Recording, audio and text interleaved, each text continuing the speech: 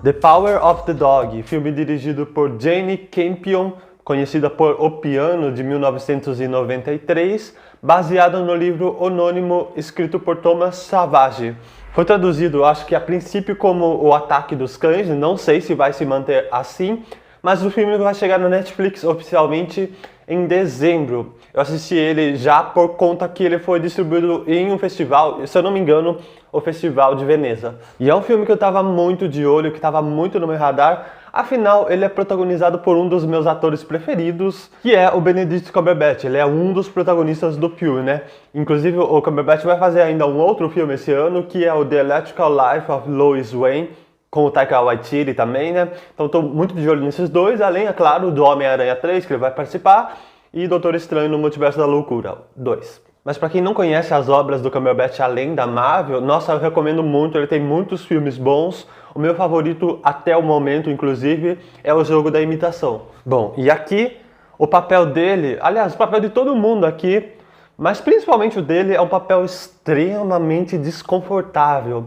Ele interpreta um personagem que, nossa, principalmente a princípio, que a gente não conhece os motivos dele, é um personagem que é muito ruim, é um maço escroto, é um personagem que tem aquela característica que, nossa, eu detesto mesmo, que a gente pode chamar de masculinidade tóxica. Sabe aquele tipo de macho que tem que ficar provando pra todo mundo que é homem de verdade, porque homem faz coisa de homem? É esse tipo de gente aí. Só que ele não é o único personagem detestável da história, não. Ele é apenas o primeiro, tá? No final, todos os personagens acabam tendo um motivo pra gente não gostar, assim como todos os personagens acabam tendo um motivo pra gente compreender, pelo menos. Então, olha, é um filme extremamente desconfortável de se assistir. O tempo todo a gente sente que alguém vai explodir ali, um personagem vai fazer uma cagada, um personagem está sendo injusto com o outro. E é uma história que se passa em Montana, no ano de 1925, em uma fazenda em Montana. O personagem do Cumberbatch, inclusive, ele tem um irmão, que é interpretado pelo Jesse Plemons, que são os primeiros protagonistas da história, e depois aparecem outros, mas eles são os primeiros que aparecem. E por ser uma história de época, né, antiga, e se passar em uma fazenda, o filme tem bastante do gênero de faroeste. O fazendeiro Phil Burbank, interpretado por Benedict Cumberbatch, inspira medo e admiração nas pessoas ao seu redor. Até que certo dia o seu irmão, interpretado pelo Jesse Plemons, traz para casa uma nova esposa, interpretada pela Kirsten Dunst, que é uma mulher viúva e que tem um filho, interpretado pelo Cody Smith McPhee. E olha, o personagem do Cumberbatch faz um inferno em cima da vida desses dois novos moradores da casa. Primeiramente com a mulher e depois com o filho dela também. A relação entre o personagem do Cumberbatch e do Jesse Plemons é muito interessante. É muito boa a princípio, apesar deles discordarem em várias coisas, na forma grosseira com que o personagem do Cumberbatch trata as pessoas, eles discordam nisso. Então, a princípio, inclusive, a gente torce bastante pelo personagem do Jesse Plemons, mas depois ele demonstra um lado meio babaquinha também. O romance que acontece entre o personagem do Jesse Plemons e a personagem da Kirsten Dunst é muito fofa, é muito bonito a princípio. Só que ele é uma pessoa de aparências. Ele é uma pessoa que vai se mudar para agradar, no caso, os pais dele, que são ricos e os donos reais ali da fazenda, né?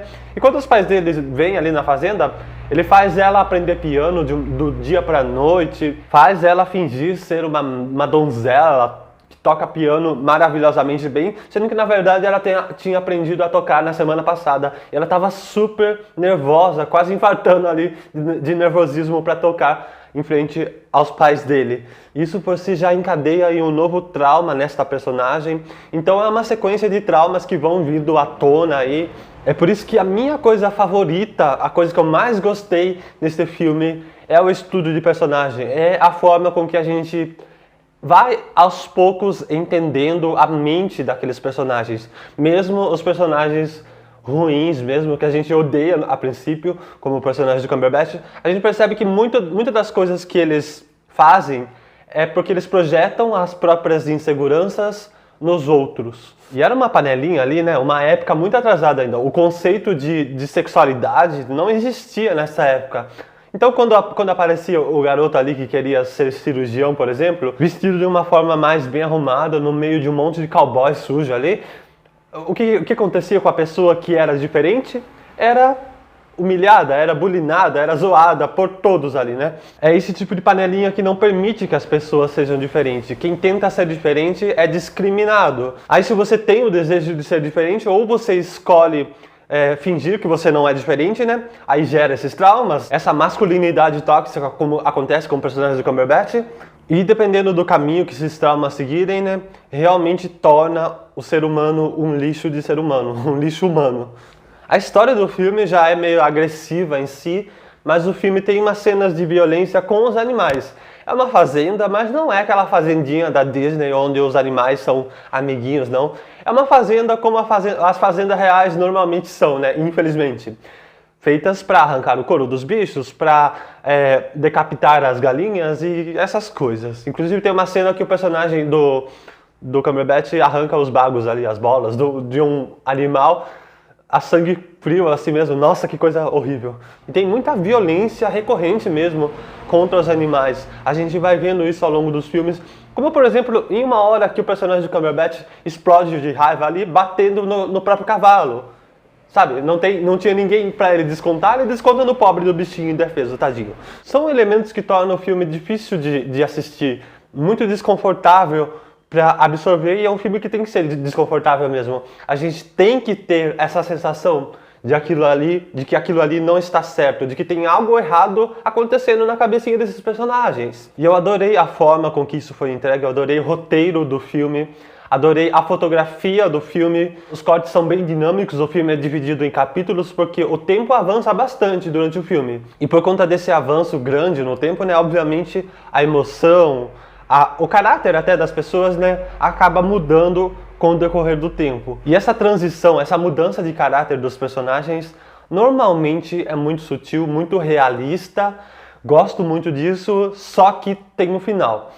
O final eu achei meio abrupto, meio forçadinho, não gostei tanto do final assim, achei meio desnecessário, não precisava chegar a tanto assim. E é claro, as atuações estão muito boas também.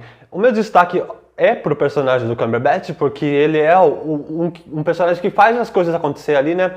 É por ele ser odioso desse jeito, a princípio, que as coisas acontecem, inclusive. E o Cumberbatch se veste no personagem, ele se torna essa pessoa odiosa aí praticamente, né? Mas ele não é o único que entrega uma boa atuação ali. O personagem do Jesse Plemons também é muito bom, embora eu tenha um problema com esse personagem, que ele some. A relação entre ele e o personagem do Cumberbatch, a princípio, era muito boa, só que a partir da metade do filme, mais ou menos, ele some, a gente não vê mais muito sobre isso. Eu gostaria que tivesse mais. Aí quem fica mais ali em cena é a personagem da Kirsten Dunst, que entrega uma excelente atuação também. E o filho dela, o personagem do Kodi Smit-McPhee, entrega um personagem que passa por uma trajetória bem desconfortável, ele sofre muito maus tratos, muito preconceito ali dentro daquela sociedade, afinal ele é muito diferente, né? Ele tem um passado bem traumático também por conta do pai dele, que morreu, né?